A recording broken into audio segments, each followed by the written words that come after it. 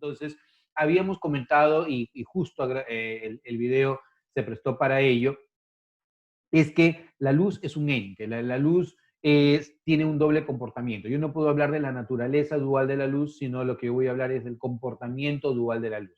La luz se comporta como onda o la luz se comporta como partícula, ¿ya? Y dependiendo del experimento que tú estás analizando, vas a utilizar un tipo de comportamiento u otro tipo de comportamiento. Lo clásico es establecer que cuando tú vas a analizar a la luz en fenómenos como, por ejemplo, reflexión, refracción o dispersión, consideres a la luz con su comportamiento ondulatorio.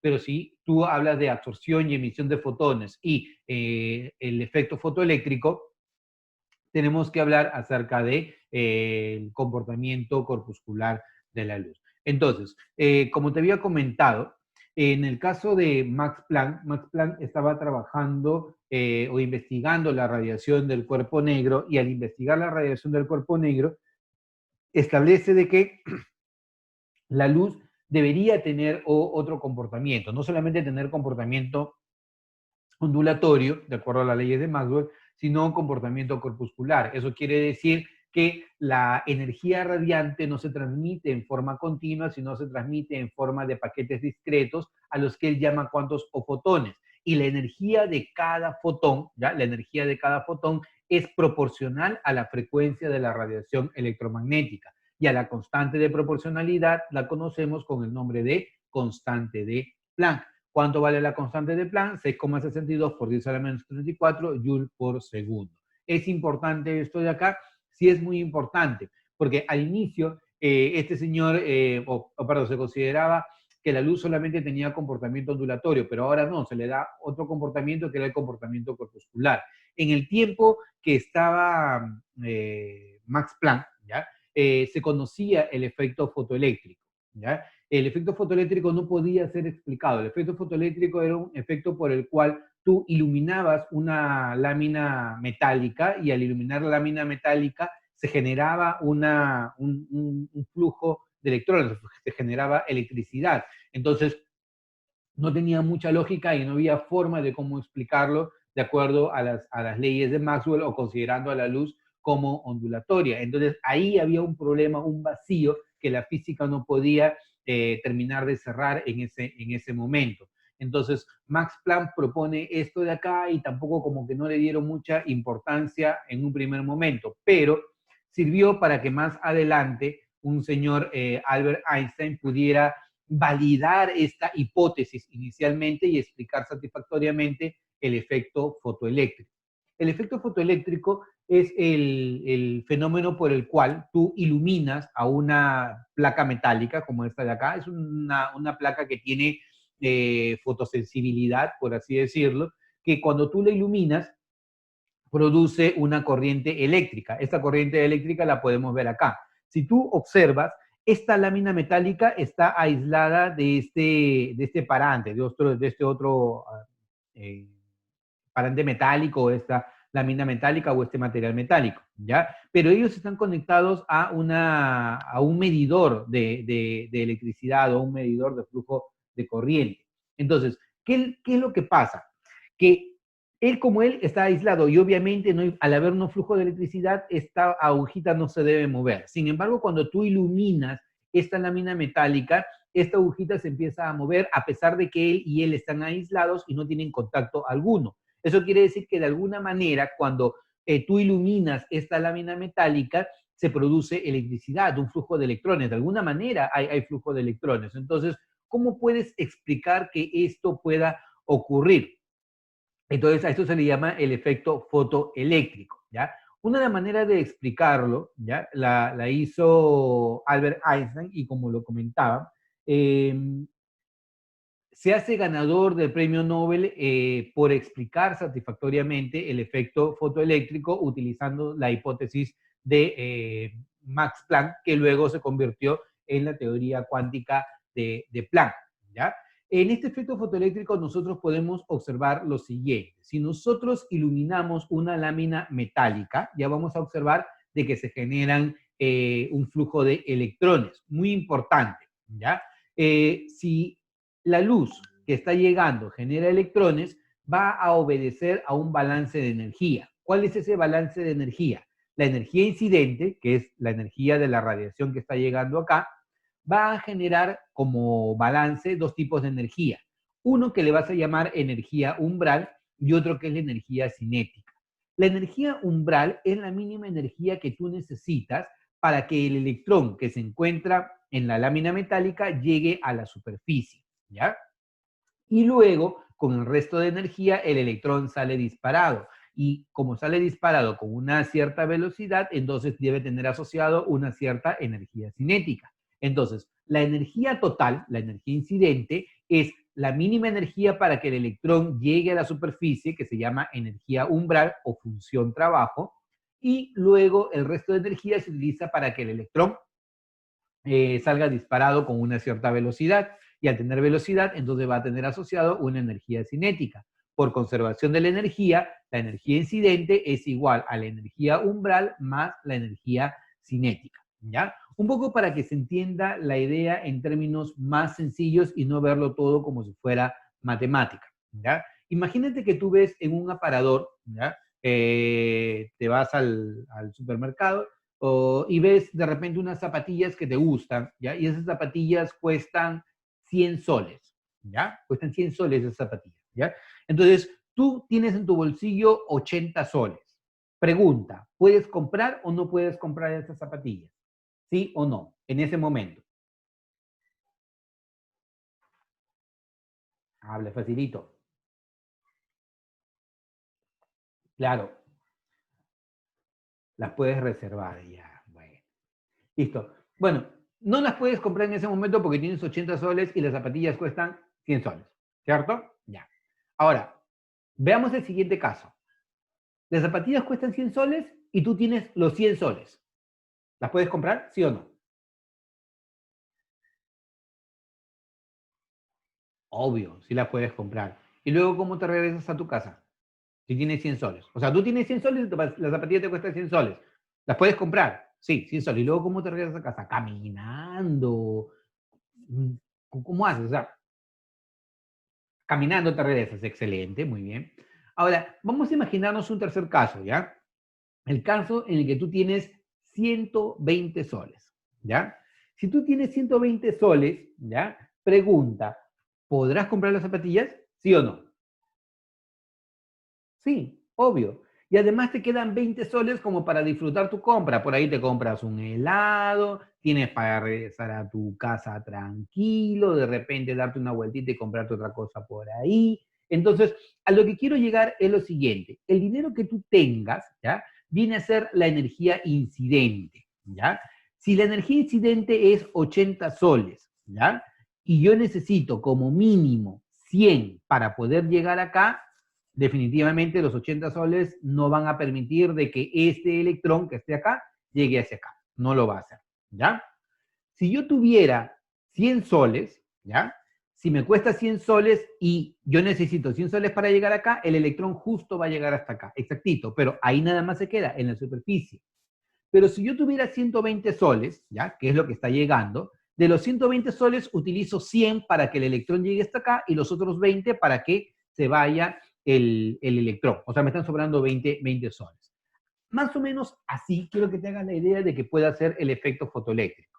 La energía incidente por balance de energía corresponde a la energía umbral, la mínima energía que tú necesitas para que el electrón llegue a la superficie, más la energía cinética con la que el electrón sale disparado de la superficie. Este es el efecto fotoeléctrico. ¿Y qué tiene que ver con que sean fotones o no? Bien fácil, que la única manera de poder explicar de que esto sea así es considerando a la luz no como una onda, sino a la luz como una partícula. ¿Por qué? Porque en este caso, estas partículas, esta energía radiante le está transfiriendo cantidad de movimiento, partícula contra partícula, y hace posible de que al transferirle cantidad de movimiento, el electrón pueda llegar a la superficie y luego salir disparado. Es como cuando tú golpeas una pelota de billar con otra pelota de billar. Si tú le das muy quedito, vas a mover un poquito a la otra pelota de billar. Si tú le das algo fuerte, vas a lograr de que esta pelota llegue hasta el borde de la mesa de billar y ahí se quede. Pero si tú le das con extrema fuerza, vas a lograr de que además de que llegue al borde de la mesa, salga disparada. Entonces, va a depender mucho de la energía inicial. Si la energía es muy pequeña, yo no voy a cubrir el mínimo para que llegue al borde de la mesa. Si yo le doy un mínimo de energía, voy a lograr de que llegue al borde de la mesa, energía umbral. Pero si yo le doy más que la energía umbral, no solamente voy a llegar a que esté en el borde de la mesa, sino que salga disparada. Y es porque pelota de billar golpea otra pelota de billar, transfieren cantidad de movimiento y se puede dar este efecto. Y eso solamente se puede hacer considerando a la luz no como una onda, sino como una partícula. La energía radiante no solamente se transmite en forma de onda, sino en forma de paquetes discretos de energía, a los que Max Planck le llama cuantos o fotones, ¿correcto? Y Albert Einstein explicó satisfactoriamente el efecto fotoeléctrico utilizando la hipótesis de Planck, que luego se convirtió en la teoría cuántica de Planck. Albert Einstein, por cosas de la historia, y tú lo sabes, esperaba obtener el premio Nobel por la teoría de la relatividad. Él propone la teoría de la relatividad e incluso él termina divorciándose de su esposa y le dice, no te preocupes porque nos vamos a divorciar, pero tú vas a estar bien porque yo voy a ganar el premio Nobel y ese fondo te va a servir a ti hacia adelante. Entonces él estaba muy seguro de que iba a ganar el premio Nobel por la relatividad. Al final no ganó el premio Nobel por la relatividad, ganó el premio Nobel por explicar satisfactoriamente el efecto fotoeléctrico, en el cual hace de que se considere ya la luz no solamente como onda, sino también como partícula. La energía radiante se transmite en forma de paquetes discretos llamados cuantos o fotones. ¿Ya? Ahora, es muy importante tener esto en cuenta. Max Planck propone esta teoría, ¿ya? La teoría cuántica de Planck. Si tienes preguntas, consultas o comentarios, lo pones hasta allá. Entonces, haciendo un balance de energía, la energía radiante, o perdón, la energía incidente, que sería la constante de Planck por la frecuencia, es la energía umbral, que también es la constante de Planck por la frecuencia, que se conoce como la frecuencia umbral. La frecuencia umbral es la mínima frecuencia de la radiación electromagnética que tú debes hacer incidir para que el electrón llegue hacia la superficie. Si la frecuencia es superior a esta frecuencia umbral, entonces vas a encontrar a electrones que salen disparados de acá con una energía cinética. Está expresada como un medio de la masa por la velocidad al cuadrado. ¿Qué es lo que tú observabas acá en este experimento? Cuando tú hacías incidir luz sobre esta lámina metálica, los electrones saltaban y al saltar cerraban el circuito y generaban un flujo de electricidad. Por eso esta aguja se movía. Así es como se explica el efecto fotoeléctrico. ¿Ya? Entonces, ahora, yendo un poco a lo que queremos analizar para poder tener la base del siguiente capítulo, ¿ya? Existen dos tipos de espectros, y ya te lo había comentado, ¿ya? Los espectros de emisión y los espectros de absorción. En un espectro de emisión, yo lo que voy a observar son líneas brillantes sobre un fondo oscuro. Y en un espectro de absorción, yo lo que voy a observar son líneas oscuras sobre un fondo brillante, ¿ya? Punto muy importante, y esto es necesario que tú lo tengas en cuenta, ¿ya? Porque nos va a servir para esto, te va a servir para el examen de emisión, te va a servir para entender el modelo de Bohr, ¿ya? ¿Cómo tú generas un espectro de emisión? Presta atención en esto, ¿ya? El espectro de emisión se genera cuando tú tienes acá una fuente, ¿ya? Vamos a suponer algo así como un fluorescente, donde hay un gas a muy baja presión, ¿ya? Un gas prácticamente enrarecido, un gas a muy baja presión, está generado vacío, llámalo como tú quieras, pero ese gas se encuentra acá, ¿ya? Ejemplo, gas hidrógeno, gas helio, el que tú quieras, ¿ya?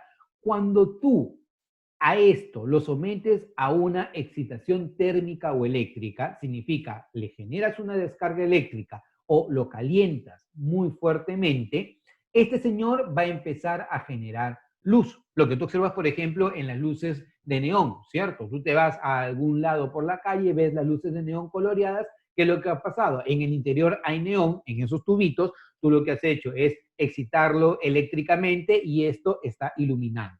Cuando esa luz, ¿ya? Cuando esa luz tú la pasas a través de una rendija y luego la pasas a través de un prisma, y luego colocas acá esta lámina fotográfica, lo que tú vas a observar es esto de acá, este espectro de emisión. Vuelvo a repetir, tienes un gas a muy baja presión enrarecido, lo sometes a una descarga eléctrica o térmica, él genera luz y cuando la luz pasa a través de un prisma, esta luz va a generarte este espectro de emisión, ¿ya? Pero ahora, ¿qué pasa con el espectro de absorción? El espectro de absorción es diferente. Mira, si tú tienes luz blanca, ¿ya? La luz blanca es policromática. Tú sabes que vas a tener todos los colores ahí, todos los colores. Entonces, cuando esta luz yo la paso a través de una rejilla de difracción, la paso a través de un prisma, vas a ver absolutamente todos los colores, ¿ya? Pero mira, si al paso de esta luz tú colocas una muestra, ¿ya? Por ejemplo, del mismo gas que estemos acá, ¿ya? Imagínate, vamos a imaginarnos el caso de que este gas que tienes acá sea helio, ¿ya? Cuando el gas helio, enrarecido, a muy baja presión, casi a vacío, lo excitas térmica o eléctricamente, genera luz. Cuando la luz pasa a través de una rejilla de difracción y luego a través de un prisma, vas a observar el espectro de emisión, cerrado el espectro de emisión. En el caso del espectro de absorción, cuando tú a la luz blanca la haces pasar a través de una rejilla de difracción y luego a través de un prisma, tú ves el espectro continuo, el arco iris, obvio. Pero si al paso de esta luz tú colocas al mismo helio acá, ¿ya? Lo que tú vas a observar más bien es que se van a generar líneas brillantes sobre un fondo oscuro. Entonces, todo lo que tenías acá, ya no lo tienes acá, ¿ya? Todo lo que tenías acá, ya no lo tienes acá. Y esto se conoce con el nombre de espectro de absorción. Para una misma sustancia, el espectro de emisión y el espectro de absorción son complementarios. O sea, lo que tiene el espectro de emisión no lo tiene el espectro de absorción y viceversa. Y para una misma sustancia o para una sustancia, el espectro viene a ser su huella digital. Ya te lo había comentado anteriormente. Por ejemplo, tú tienes aquí el espectro de absorción y de emisión del hidrógeno, el espectro de absorción y de emisión del helio, ¿de acuerdo? Y esta es la comparación entre el espectro continuo, el espectro de emisión y el espectro de absorción. ¿Cómo puedes explicar esto de acá? Bueno, lo puedes explicar de la siguiente manera, ¿ya? Cuando tú tienes aquí una muestra excitada de un gas puro, ¿ya? Los electrones pasan a niveles superiores, ¿ya? Pasan a niveles superiores de energía. Te lo voy mencionando así, te voy anticipando lo que vamos a ver la siguiente semana, ¿ya? Los electrones pasan hacia niveles superiores de energía. Pero cuando los electrones retornan, ¿ya? Cuando los electrones retornan a niveles inferiores de energía, acercándose al núcleo, entonces en ese retorno emiten energía, ¿ya? Por ponértelo de este modo. Yo, cuando al gas que tengo en este recipiente lo excito térmica o eléctricamente, voy a generar que los electrones pasen a niveles superiores y se alejen del núcleo. Pero como los electrones no quieren ser lejos del núcleo, lo que hacen es retornan. Y en su retorno emiten energía. Y esa energía que emiten, la emiten en forma de cuantos o fotones. Y cada cuanto o fotón tiene una longitud de onda, tiene una frecuencia que es establecida. Y esa longitud de onda o frecuencia establecida es lo que tú vas a ver aquí en el espectro de emisión. Por ejemplo, aquí se realizó una transición que generó este fotón. Aquí se generó una transición que generó este fotón y así sucesivamente. Cada color que tú ves acá te representa un salto del electrón desde un nivel de mayor energía, un nivel alejado del núcleo, hacia un nivel cercano al núcleo. Eso es el espectro de emisión. Si tienes preguntas, consultas, comentarios, los pones a través del chat, ¿ya? Ahora, ¿qué pasa en el espectro de absorción? Imaginémonos nuevamente, ¿ya? Imaginémonos que nosotros tenemos aquí al helio y estamos haciendo pasar la luz blanca. La luz blanca tiene absolutamente todos los fotones, todos los fotones, todas las longitudes de onda, porque lo que te va a generar acá es un espectro continuo, ¿ya? Pero ojo, mira, cuando el electrón saltó de un nivel superior a un nivel inferior, generó esta línea amarilla. Ya voy a ponerte en ese caso, la línea amarilla, perdón, la línea roja, la línea amarilla y la línea verde. Te voy a poner esos tres casos nada más, ¿ya? En el espectro de emisión. Ahora vayamos al espectro de absorción. Estamos hablando del mismo elemento químico, ¿ya?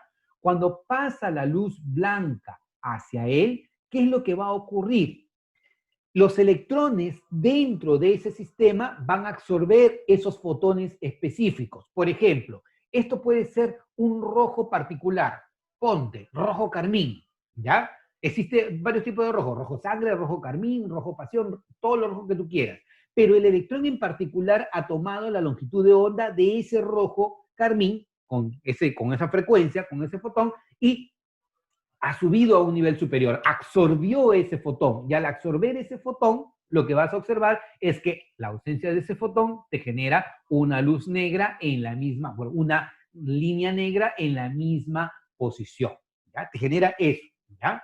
Si es que fue otro electrón que estuvo en otro nivel energético, absorbió un fotón, ¿ya? Que tiene la longitud de onda del lado del amarillo. Y igual, existen diferentes tipos de amarillo. Amarillo pollito, amarillo clara de huevo, cualquier tipo de amarillo que tú quieras, ¿ya?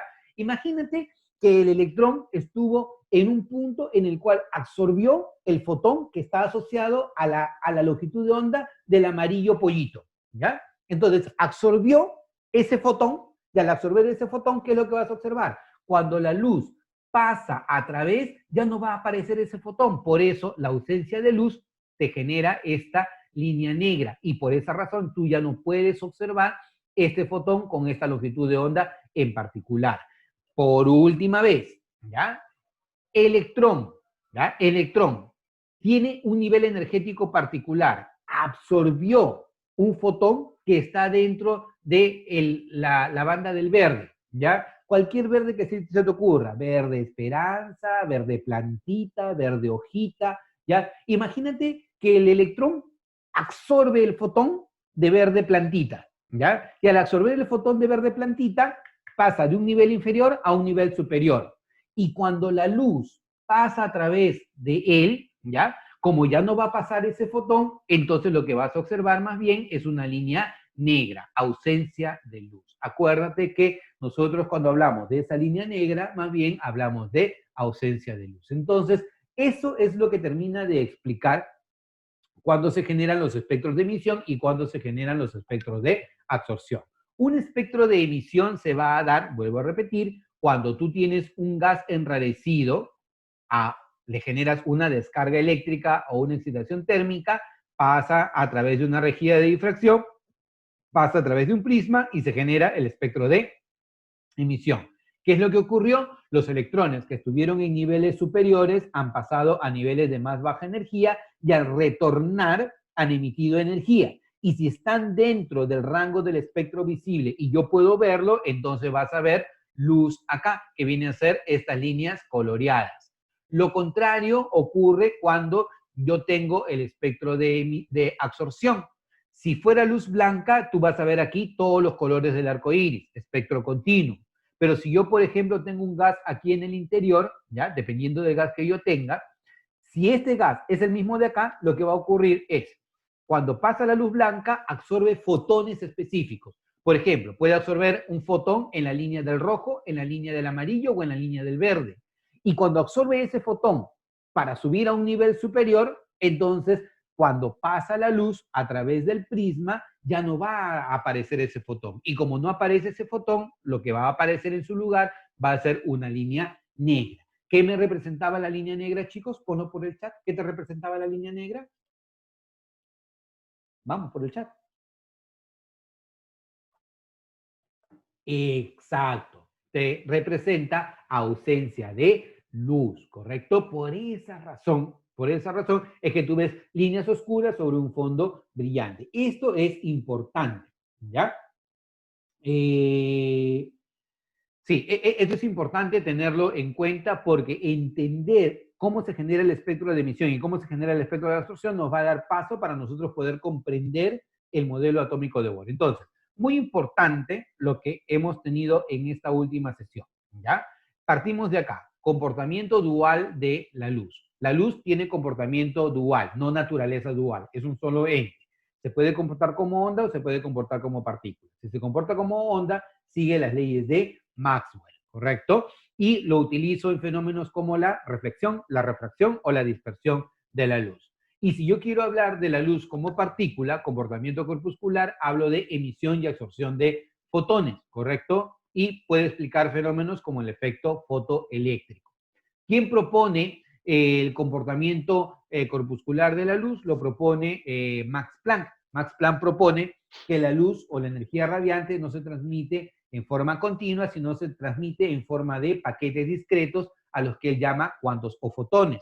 Y la energía de cada fotón es proporcional a la frecuencia de la radiación electromagnética. Y a esta constante de proporcionalidad se le da el nombre de constante de Planck.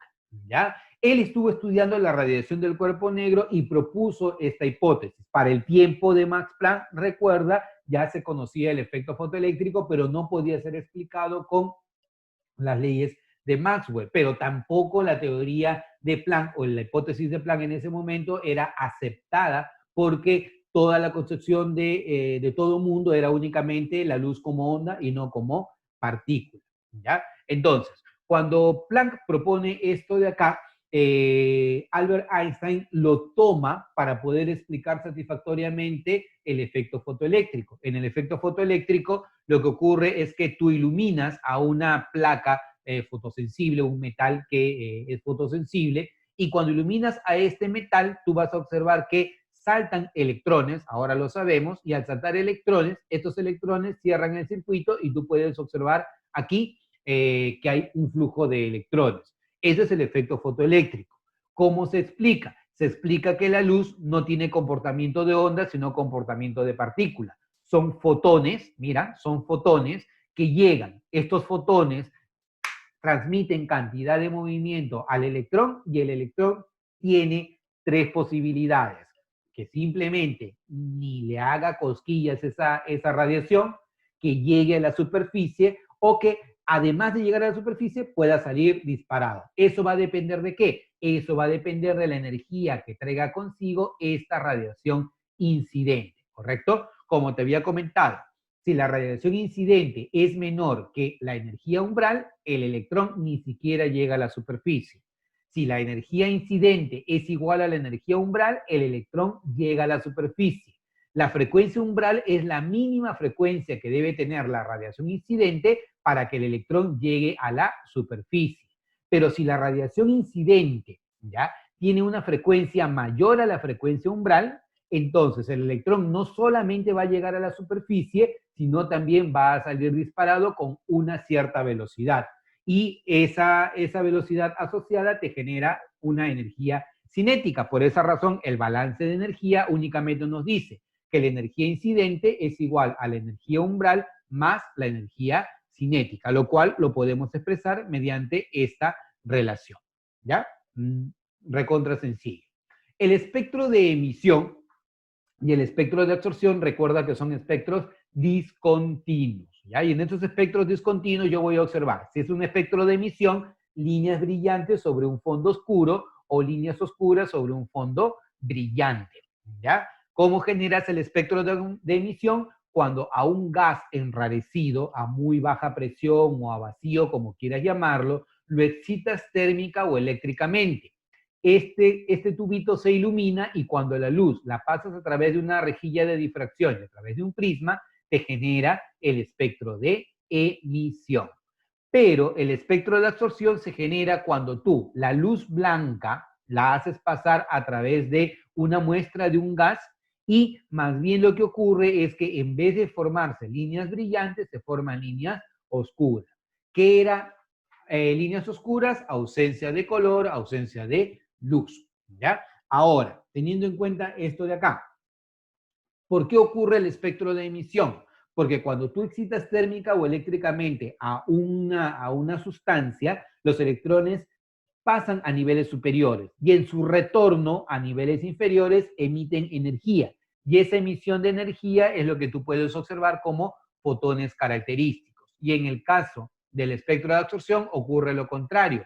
Cuando la luz blanca, que tiene todas las longitudes de onda, pasa a través de una sustancia, los electrones absorben ciertos fotones y pasan a niveles superiores. Por esa razón, cuando el resto de la luz pasa, pasan todos los fotones, excepto aquellos que han sido absorbidos por los electrones. Para una misma sustancia, el espectro de emisión y el espectro de absorción son complementarios. ¿Ya? Profe, a ver, entonces, haciendo un recuento general de todo lo que hemos visto para ver en la siguiente etapa las aplicaciones. Dalton propone una teoría atómica en donde considera que el átomo es indivisible, indestructible, impenetrable y eterno, que podemos darle como referencia a Dalton, que él propone o demuestra por primera vez de manera experimental la existencia del átomo. Considera que son partículas indivisibles, indestructibles, ¿correcto? William Crookes trabaja con rayos catódicos, inventa el tubo de rayos catódicos y Eugene Goldstein propone a los rayos canales como la luminosidad que aparecía en la parte posterior del tubo de rayos catódicos. Basado en el tubo de rayos catódicos, en los rayos canales y en sus experimentos, Thomson descubre al electrón y determina la relación carga-masa del electrón. Luego, Robert Millikan, con el experimento de la gota de aceite, establece la carga del electrón. Al modelo de Thomson se le llamó el modelo del budín con pasas, ¿correcto? El átomo era una esfera compacta cargada positivamente y los electrones se encontraban incrustados en la esfera como las pasas en un budín, ¿ya? Luego, Rutherford propone un experimento con sus colaboradores, Geiger y Marsden, y empieza a bombardear láminas de oro con partículas alfa. Si el modelo de Thomson era correcto, las partículas alfa deberían atravesar la lámina sin ningún problema. Pero lo que se observó más bien es que la mayoría de las partículas alfa atravesaban la lámina como esperaban, algunas se desviaban a ángulos muy pronunciados y algunas incluso rebotaban, ¿ya? Entonces, para explicar esto de acá, Rutherford consideró de que el átomo debía ser como un sistema planetario en miniatura. ¿Qué le debemos a Rutherford? Él nos explica acerca del núcleo atómico, descubre el núcleo atómico y propone al átomo como un sistema planetario en miniatura, descubre el núcleo atómico. Sin embargo, su modelo atómico tuvo inconsistencias. Primero, que el electrón no puede girar eternamente alrededor del núcleo atómico porque una partícula cargada eléctricamente está acelerada y caería en espiral hacia el núcleo. Y además no permite explicar los espectros continuos que se conocían en aquel momento, ¿ya? Entonces, estas eran las inconsistencias del modelo de Rutherford que luego, más adelante, van a ser hasta cierto punto superadas con el modelo de Bohr.